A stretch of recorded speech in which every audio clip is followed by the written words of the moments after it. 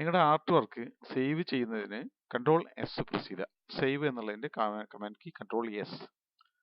Control S press ചെയ്ത് കഴിഞ്ഞാൽ ആദ്യം സേവ് ചെയ്യുന്ന ഒരു ഫയലാണെന്നുണ്ടെങ്കിൽ, ആദ്യമായിട്ടാണ് സേവ് ചെയ്യുന്നതെങ്കിൽ ആ ഫയലിന് ഒരു ഡയലോഗ് ബോക്സ് വരും. ഇതുപോലെ ഒരു ഡയലോഗ് ബോക്സ് വരും. അവിടെ നമുക്ക് ഇതിലെ പേര് കൊടുത്തതിന് ശേഷം സേവ് കമാൻഡ് കൊടുക്കുക. കീബോർഡിൽ എൻ്റർ കീ പ്രസ് ചെയ്താൽ മതി. കീബോർഡിൽ എൻ്റർ കീ പ്രസ് ചെയ്താൽ മതി. സേവ് കമാൻഡ് കൊടുക്കുക. സേവ്. അപ്പോൾ പേര് കൊടുക്കുന്ന സമയത്ത് ആൾട്ട് എൻ പ്രസ് ചെയ്തിട്ട് അവിടെ ആയിരിക്കും ഫോക്കസിങ് ഉണ്ടായിരിക്കുക.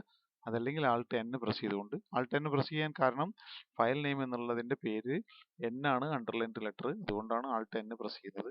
അണ്ടർലൈൻഡ് ലെറ്റർ ആൾട്ട് കീ പിടിച്ചുകൊണ്ട് അടിച്ചു കഴിഞ്ഞിട്ടുണ്ടെങ്കിൽ ആ ഫീൽഡിലേക്ക് നമുക്ക് ഫോക്കസിങ് ലഭിക്കുന്നതാണ്. അതുകൊണ്ട് ആൾട്ട് എൻ പ്രസ് ചെയ്തു, എൻ്റർ പ്രസ് ചെയ്യുക. പേര് മാറ്റി കൊടുക്കുക. ആവശ്യമുള്ള പേര് കൊടുക്കുക, എൻ്റർ പ്രസ് ചെയ്യുക. അടുത്ത തവണ അത് സേവ് ചെയ്യുന്ന സമയത്ത് നമുക്ക് കൺട്രോൾ എസ് പ്രസ് ചെയ്ത് കഴിഞ്ഞാൽ വീണ്ടും അത് ഡയലോഗ് ബോക്സ് വരുന്നതല്ല.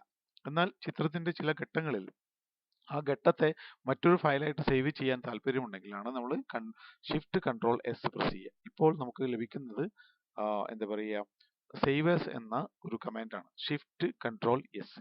ഈ കമാൻഡിലൂടെ നമുക്ക് ഒരു ഫയലിനെ അതിന്റെ ഒരു ഘട്ടത്തെ നമുക്ക് മറ്റൊരു ഫയലായിട്ട് സ്വീകരിച്ച് സേവ് ചെയ്യാനായിട്ട് സാധിക്കും.